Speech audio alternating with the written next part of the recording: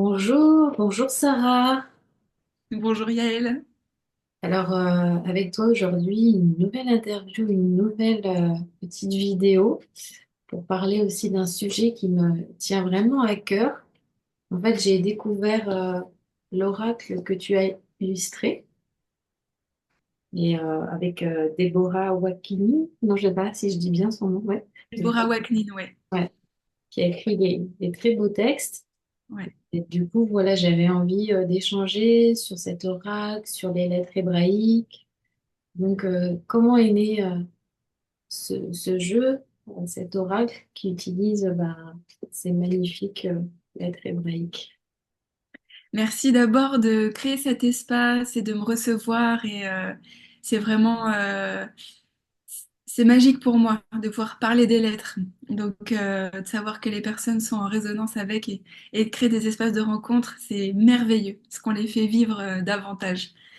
Euh, ouais, en effet, cet oracle, c'est donc Deborah Waknin qui est venue à ma rencontre.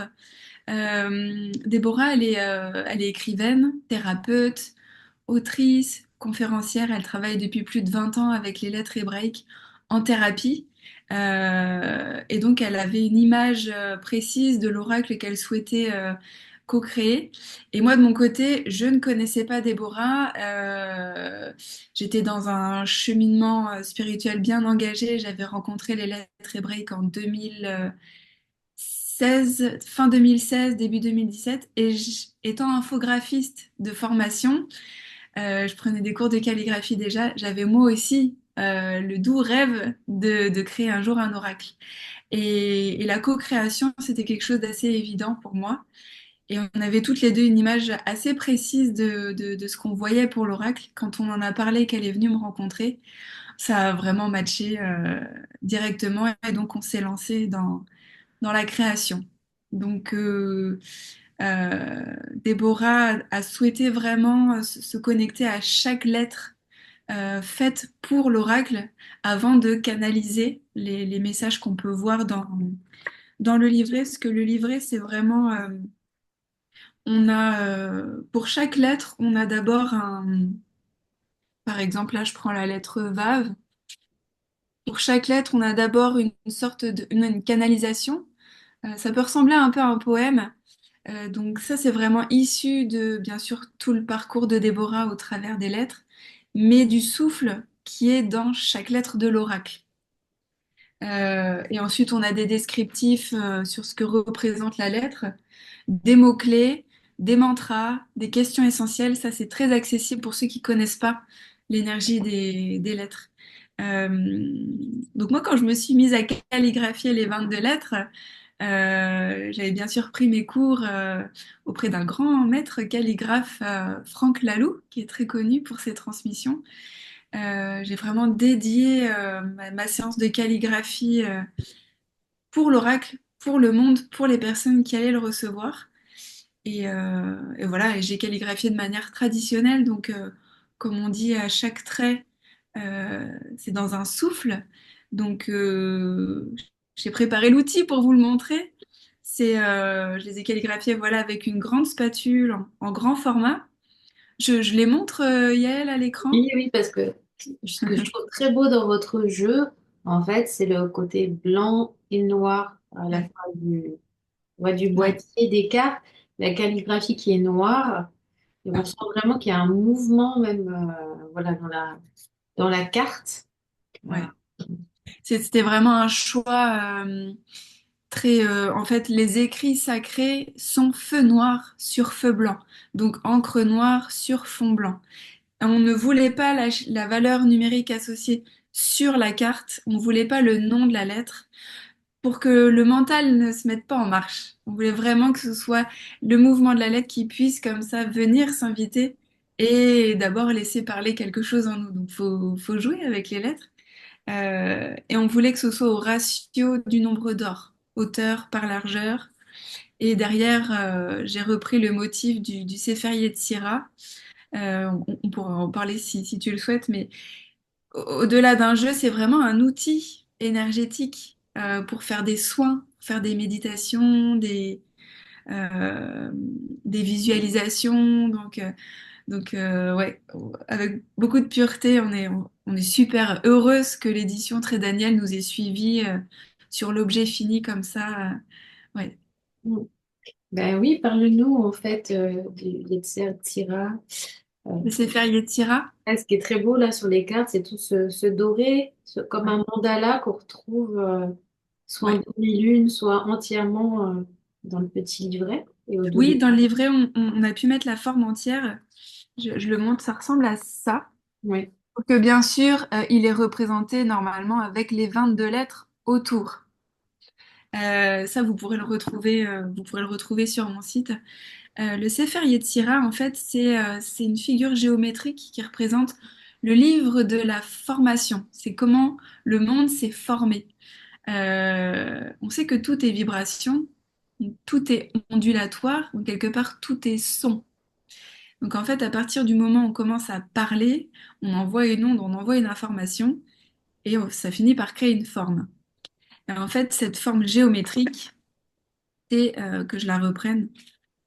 Il faut imaginer, tac, c'est que on crée un cercle avec les 22 lettres et de chaque lettre, on va tirer un trait pour la relier aux 21 autres. Aleph jusqu'à Bet, Aleph jusqu'à Gimel, Aleph jusqu'à Dalet, etc., etc. Et on va faire pareil pour toutes les lettres. Et ça finit par créer cette forme-là. Ça, c'est pour imager que dès qu'on a deux lettres, on commence à former un mot, donc une forme. Donc en fait, cette forme géométrique-là, elle représente la création. Mhm. Donc c'est après j'ai dû coloriser des zones.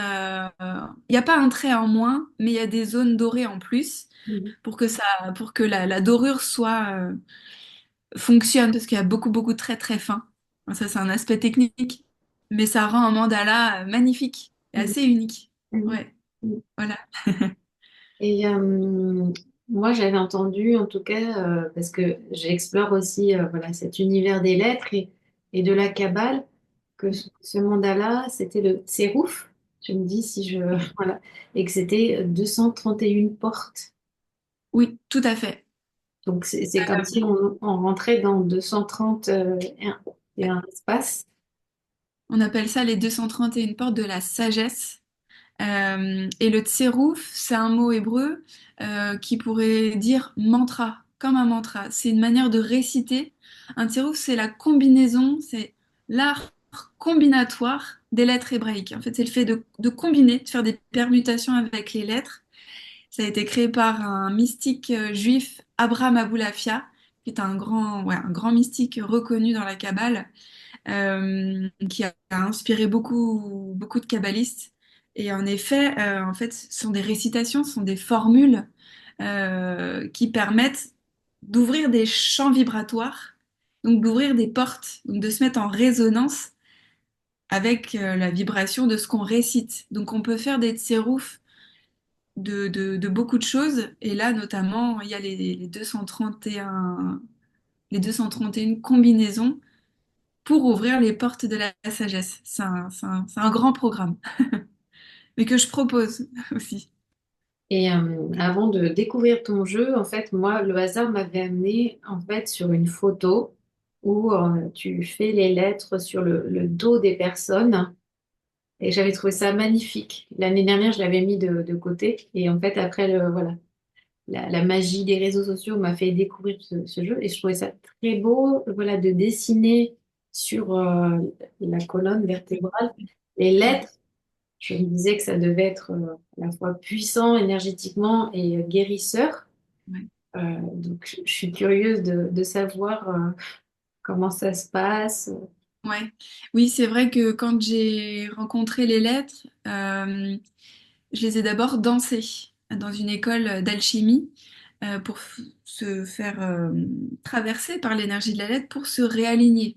Parce que les lettres hébraïques, c'est tout mon chemin et pourquoi je le fais, c'est elles sont conscience supérieure qui nous aident à nous réaligner. Et on dit qu'elles ont un pouvoir guérisseur, alors ce sont de deux grands mots, mais elles apportent un potentiel mieux-être. Et donc, en dansant les lettres, j'ai eu un flash j'ai eu un flash, je les ai vus le long de la colonne vertébrale et j'ai mis 4 ans avant de me sentir légitime à les calligraphier sur la peau et sur le dos.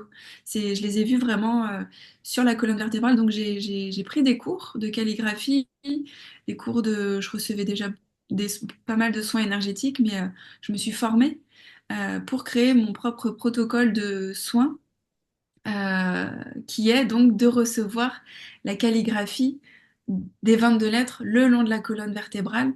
En fait, j'ai appelé ça le rituel d'incorporation des lettres hébraïques. Pour moi, comme un rituel de passage, un peu comme un baptême, sauf qu'il n'y a pas de connotation religieuse, même si ça fait appel à tellement,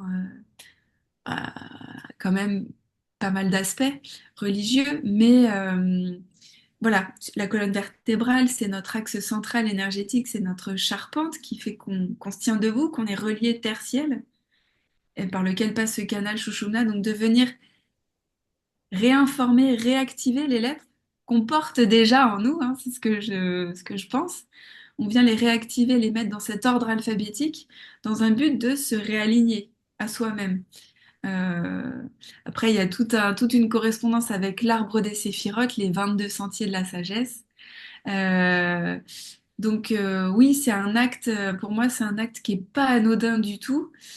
Sur la peau, on vient tracer dans le souffle la lettre. Une fois qu'elle est tracée, alors c'est une encre spécifique pour la peau, hein, c'est une encre hypoallergénique qui est faite pour les tatouages temporaires. Temporaire, hein, ça part. Ce qui compte, c'est le tracé dans le souffle. Ça crée une porte. Après, il y a tout un, euh, comment dire, des passes énergétiques. Enfin, c'est comme des prières. C'est le fait de magnétiser avec les mains, avec le souffle, avec la vue, pour faire descendre l'énergie des lettres au travers de cette porte qu'on a créée avec la lettre, avec la calligraphie sur le dos, pour faire passer l'énergie dans le corps physique. Mais bien sûr, ça a une résonance sur tous nos corps subtils aussi. Et Et c'est très esthétique. oui, oui, c'est très très beau. Ouais, ouais. Et Et c'est- tu parlais de l'arbre de vie. ouais. Est-ce que tu peux nous en dire un peu plus? Qu'est-ce que c'est l'arbre de vie? Bon, peut-être L'arbre de vie, t'es en j'ai- train de le découvrir. je pense qu'il faut que je le montre Ouais. pour qu'on voit. Donc j'ai un grand cadre juste derrière mon écran. Euh, euh, j'ai plus en tête le nom de l'auteur. Je pense que vous le voyez. Voilà, j'ai un gros reflet. Oui, mais on voit bien toute l'arbre avec les On voit sphères. bien voilà, on retrouve 10 sphères qui sont reliées par 22 sentiers. En haut, on a un bel arc-en-ciel. Ça, c'est une autre figure géométrique euh, alors, je te cache pas que c'est tellement vaste. Moi, je débute aussi avec ça, hein. Donc, mes définitions faut à approfondir, hein. Donc, on a 10 sphères. La sphère du bas, on peut s'imaginer que c'est la Terre, la sphère terrestre. Et donc, ce sont 10 sphères par lesquelles nous, êtres humains, nous avons traversé par un faisceau de lumière avant d'arriver sur Terre. Et le but, c'est de retraverser cet arbre en remontant, en s'alignant, pour retourner à la source, à la lumière, à Mhm. la conscience. Voilà. Donc, chaque sphère, c'est une émanation divine qui a des qualités, comme la Terre, il y a des qualités terrestres. Chaque sphère est immense, à l'image de la Terre d'ailleurs. Et donc, se mettre en résonance avec chaque séphira nous aide à évoluer comme une échelle, l'échelle de Jacob, pour monter en conscience. Euh, euh, on m'a donné l'image d'un échafaudage. L'arbre des séphirotes, c'est une structure sur laquelle on est construite, qui nous permet de nous ériger. Comme si on mettait un échafaudage pour construire une statue, et ben on a besoin de cette structure pour monter. Mhm. Non, c'est très beau. En tout cas, Tellement d'autres choses à en dire, toi. c'est très poétique parce qu'en même temps, c'est comme si on était déjà un arbre et qu'il allait à découvrir notre arbre intérieur, comme si l'humanité était des arbres. Je trouve ça assez beau, en fait. Ouais. Un Et peu comme un alors, tuteur, quelque chose qui nous aide à monter avant d'être oui. Et à assez la fois, solide. toutes ces firas, ces sphères, ont voilà, des messages à nous transmettre. Elles peuvent nous accompagner, rééquilibrer l'énergie quand elle est bloquée ou quand elle est trop en inflammation. Ouais. À la fois, avec les lettres, il y a toute une alchimie entre ces sphères, comme des chakras et les lettres. Et qui Ouais. peuvent En fait, les lettres, elles relient les 22. oui, Les 22 lettres sont les 22 sentiers qui relient les séphiras. oui, je crois que ça fait les 32 chemins de sagesse. Ouais, Mm. ouais. Et 32, c'est la valeur numérique du mot lève. En hébreu, ça s'écrit lamed bet. Et lève, c'est le cœur. Mm. Donc 32, voilà, la voix du cœur. Qu'il faut passer dans les deux sens. Ouais, J'imagine que avant peut-être tu ne connaissais pas ou peut-être c'était là pour toi les lettres hébraïques et puis c'est rentré dans ta vie et aujourd'hui ça t'habille pleinement. Ça ouais, a dû apporter des transformations puisque ce sont des portes qui se sont ouvertes. ouais. Qu'est-ce que tu Et mesures comme un parcouru? ouais, en fait, je m'appelle Sarah. C'est un prénom hébraïque assez important que j'ai découvert vraiment tard, hein, à mes 26 ans, hein, peut-être. Enfin, je savais que c'était un prénom hébreu, mais j'avais pas plus que ça approfondi. Après, comme j'étais infographiste, j'avais hésité à être typographe. J'adorais les alphabets, mais je m'étais cantonnée à l'alphabet latin, à notre alphabet. Donc en fait, sur les parcours de soins énergétiques, un jour j'entends parler d'un alphabet, l'alphabet hébreu, qui a ce pouvoir guérisseur. Et moi, j'entends ça, je me dis quoi? Un alphabet qui a un potentiel pour apporter des choses. J'y suis allée sans hésiter, mais je savais pas à quel point j'allais me rencontrer moi. Et en effet, j'ai un parcours relié au mystique qui est particulier parce que j'ai fait un gros rejet. Quand j'étais fin de mon adolescence, il y a eu beaucoup de manipulations dans ma famille avec tout ce qui est de l'ordre de l'invisible. Donc j'ai passé 10 ans dans un pragmatisme pur. C'était important pour moi. Je rejetais tout ce qui était de l'ordre des croyances. Donc de revenir à ça, ça a été, ça s'est fait d'une manière tellement belle. euh, Avec beaucoup de discernement, parce que je sondais toujours à l'intérieur de moi après tout ce qu'on pouvait me dire, mais surtout, je l'expérimentais. En fait, il y a eu un déclic en 2016. J'ai ressenti une vague d'énergie, j'ai vu des couleurs euh, de manière spontanée, hein. Je ne faisais rien. J'étais j'étais dans mon lit, j'allais pour m'endormir et puis d'un coup, je percevais quelque chose de subtil de manière spontanée. Et donc là, ça a ouvert la porte au fait que je commence à me réintéresser à tout ça. Et les lettres hébraïques, quand elles sont arrivées, mais ça a été un coup de cœur. Et plus j'avance avec les lettres, plus j'avance dans la Kabbale, plus j'applique un peu ces modes d'emploi, ces techniques qu'on nous apprend pour nous affiner, plus ça fonctionne. Donc en fait, quand on parle d'affiner notre être par le fait de faire un tsérouf, je sais pas comment vous dire, on monte tellement en vibration, c'est ça le but, que notre temple, notre corps qui est ce réceptacle, s'affine pour recevoir la lumière. Et on parle de lumière subtile, j'en témoigne, ça fonctionne, ça fonctionne. J'ai eu des ouvertures du chakra couronne où la lumière descend, c'est multicolore. On se sent dans une paix. On a l'aura qui fait 15 mètres de large. Ça dure pas longtemps, il faut le temps d'intégrer, hein, parce que le corps, il n'est pas toujours en haute vibration. Mais c'est un c'est un chemin magnifique. Et ouais, Oui, on est embarqué avec toi là.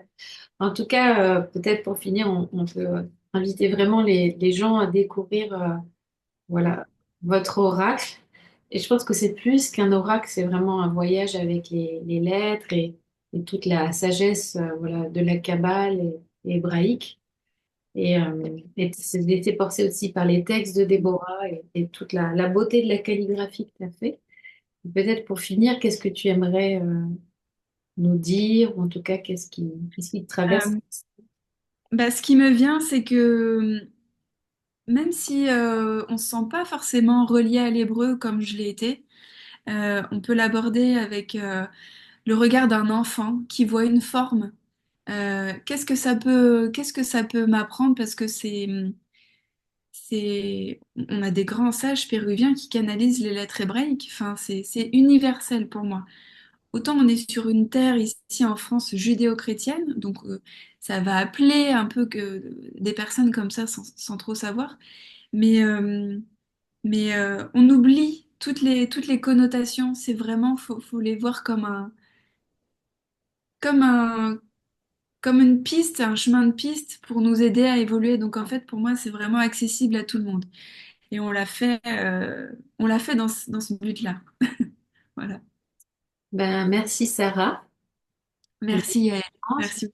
Et puis, si voilà, vous avez aimé ce moment partagé, n'hésitez pas à liker, à le partager. Et puis à bientôt pour une nouvelle rencontre. Et avec grand plaisir de t'avoir rencontré. Grand plaisir partagé. Merci Yael.